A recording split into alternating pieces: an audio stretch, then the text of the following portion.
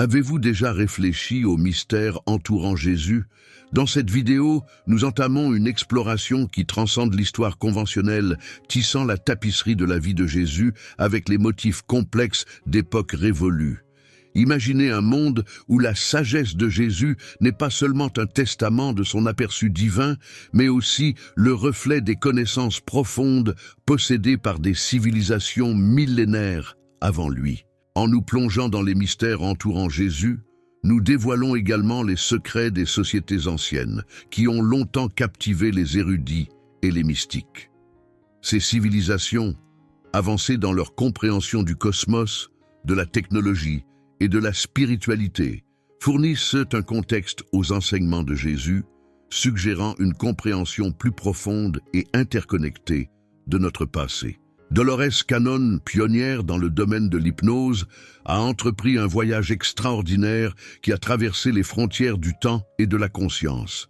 Sa technique révolutionnaire d'hypnose de guérison quantique a ouvert des portes à la psyché humaine, révélant non seulement des traumatismes passés personnels, mais aussi en puisant dans la mémoire collective de l'humanité. Grâce à sa technique, elle a rencontré des individus dont les souvenirs subconscients remontaient à des époques enveloppées dans les brumes de l'histoire, même à l'époque de Jésus. Cette possibilité intrigante suggère qu'en nous réside une connexion latente au monde ancien où les civilisations avaient une compréhension profonde de l'univers. La technique d'hypnose de soins quantiques de Dolores Cannon n'était pas seulement une clé pour la guérison et la découverte personnelle, mais aussi un outil pour débloquer les secrets de la sagesse ancienne, comblant le fossé entre notre histoire connue et les sociétés avancées et mystérieuses du passé. À travers son approche innovante, Dolores a fourni une lentille unique pour voir non seulement nos passés individuels, mais aussi la mémoire collective qui nous lie au monde ancien et à son savoir perdu. Section 1. La connexion d'Asa à Jésus. Dans ces sessions d'hypnose, Dolores Cannon a rencontré des individus qui ont partagé des souvenirs de vies antérieures vifs et convaincants, révélant une tapisserie complexe de la vie de Jésus-Christ. Parmi ces révélations, la découverte frappante que Jésus était intimement lié aux Énéens, une secte renommée pour leurs connaissances spirituelles profondes et leurs pratiques. À travers le voyage hypnotique de ses clients, Cannon a découvert des récits détaillés de la vie de Jésus, le dépeignant non pas simplement comme une figure solitaire, mais comme une partie intégrante de la communauté asénienne. Ces contes offrent une nouvelle perspective sur l'éducation et le développement spirituel de Jésus, suggérant que le cœur de ses enseignements a été influencé par la sagesse haïane. Les sessions ont révélé que les enseignements de Jésus sur l'amour, la compassion et le royaume des cieux présentaient une forte ressemblance avec la doctrine asienne, qui mettait l'accent sur la sagesse intérieure, une relation harmonieuse avec la nature et un engagement profond envers la croissance spirituelle. Cette connexion offre une explication convaincante de la source des profondes intuitions de Jésus et de son approche de la guérison, qui s'aligne avec la compréhension des Asséens du monde naturel et spirituel. De plus, les découvertes de Cannon suggèrent que les célèbres paraboles de Jésus, ses miracles et ses intuitions spirituelles étaient enracinées dans la philosophie asienne. Les révélations indiquent que les Asiens jouaient un rôle crucial dans le nourrissement et la formation du parcours spirituel de l'une des figures les plus énigmatiques de l'histoire. Cette découverte remet en question le récit traditionnel de la vie de Jésus, le présentant comme le produit d'une communauté spirituelle riche et vibrante. Elle peint un tableau de Jésus non seulement comme un leader spirituel, mais comme l'incarnation vivante des enseignements ayant impacté le monde avec un message qui transcende les frontières du temps et de la culture. Le travail de Dolores Cannon nous invite à reconsidérer l'histoire de Jésus à travers un prisme plus large et plus inclusif, un qui reconnaît l'influence profonde des Asséens dans la formation de ses enseignements et de son héritage. En nous plongeant dans cette exploration, nous ne découvrons pas seulement des connexions historiques, mais également la sagesse intemporelle qui continue d'inspirer et de guider l'humanité vers un éveil spirituel. Section 2. La vérité derrière la crucifixion et la résurrection. Dans le domaine des énigmes spirituelles, peu d'événements sont aussi captivants et profonds que la crucifixion et la résurrection de Jésus. Le travail de Dolores offre une réinterprétation fascinante de ces événements, les peignant non pas comme de simples occurrences historiques, mais comme des manifestations profondes de sagesse ancienne et de compréhension cosmique. À travers le prisme des sessions d'hypnose révolutionnaire de Dolores, la crucifixion émerge comme un événement pivot enraciné dans le symbolisme spirituel et la signification. Ses clients, transcendant les barrières du temps, ont apporté des récits qui dépeignent la crucifixion comme un acte délibéré entrepris par Jésus, avec une pleine conscience et acceptation de son importance cosmique. Cet acte n'était pas simplement une épreuve physique, mais une partie orchestrée d'un plan divin plus large, un témoignage de l'engagement inébranlable de Jésus envers sa mission spirituelle. La résurrection, telle que révélée à travers les sessions de canon, est présentée non pas comme un mythe ou une métaphore, mais comme un éveil spirituel incontestable, un événement factuel qui souligne la connaissance spirituelle profonde et le pouvoir que Jésus possédait. Elle est décrite comme un moment transformateur qui a transcendé le domaine physique, brisant les fers des limitations mortelles et ouvrant la voie à un plan d'existence supérieur. Les clients de Canon décrivent la résurrection comme un événement qui défiait les lois connues de la nature, un affichage miraculeux du pouvoir de la conscience sur la matière physique. Elle se dresse comme un témoignage de l'idée que la mort n'est pas une fin, mais une transition, une métamorphose vers un état d'être supérieur. Cette perspective offre une compréhension profonde de la résurrection, non seulement comme un pilier fondamental de la foi chrétienne, mais aussi comme un symbole universel de renaissance spirituelle et de vie éternelle. Dans ces régressions hypnotiques, la résurrection est vue comme une démonstration vivante des profondes vérités ésotériques incarnées et enseignées par Jésus, des vérités qui font écho à la sagesse ancienne de civilisations depuis longtemps disparues.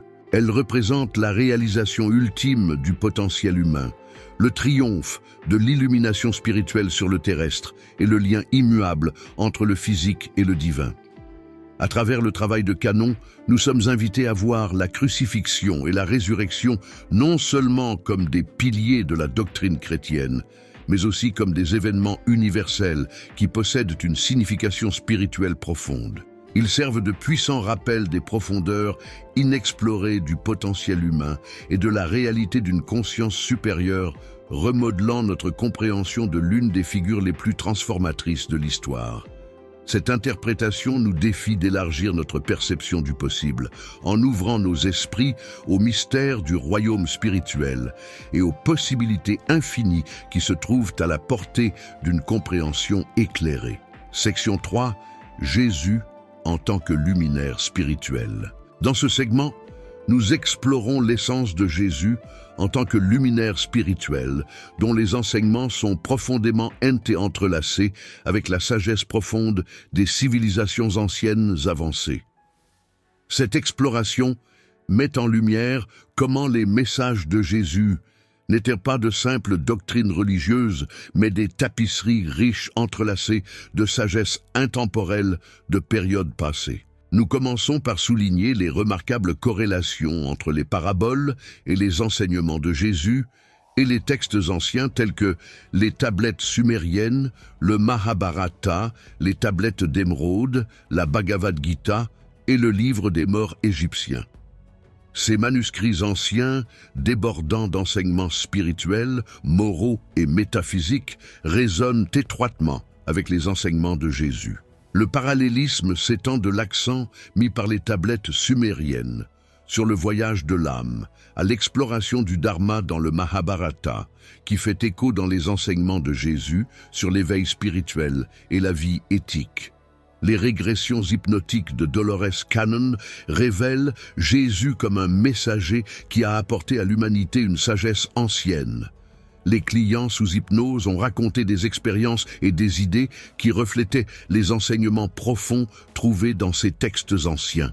Ils dépeignent Jésus comme une continuation et une incarnation de cette sagesse ancienne, soulignant son rôle dans le tissage des aperçus spirituels des ères révolues dans la conscience de son époque et de la nôtre.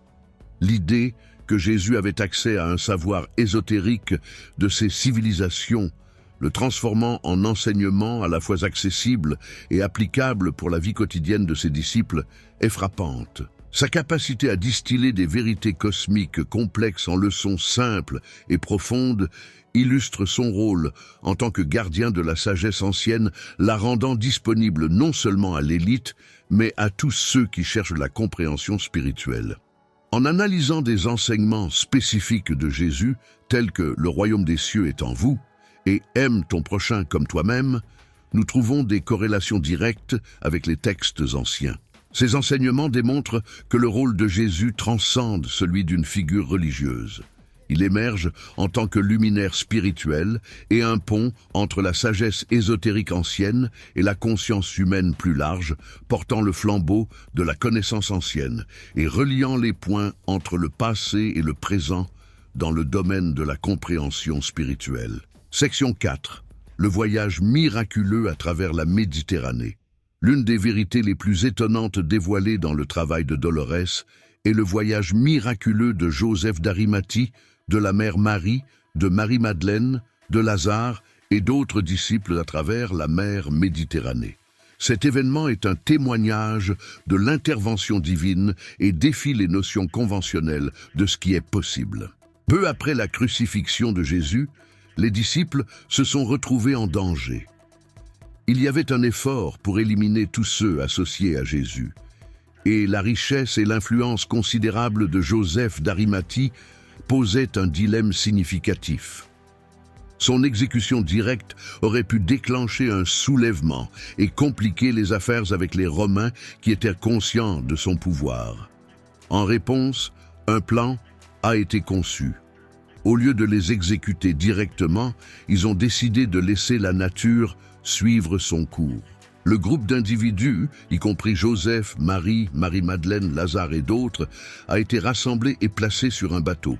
Il n'était pas un bateau ordinaire car il manquait les rames et les voiles. Ils ont été mis à la dérive dans la mer Méditerranée. Le plan semblait infaillible. Il semblait impossible pour quiconque de survivre à un tel voyage périlleux sur un bateau sans moyen de propulsion ou de direction.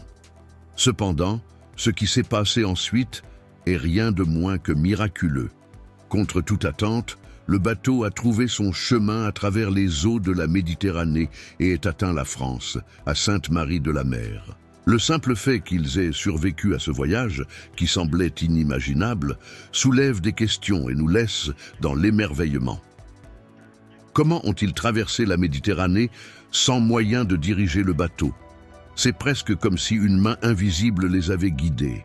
Ce voyage miraculeux remet en question notre compréhension du monde naturel et nous invite à contempler le rôle de la foi, de la croyance et de la protection divine face à des défis insurmontables.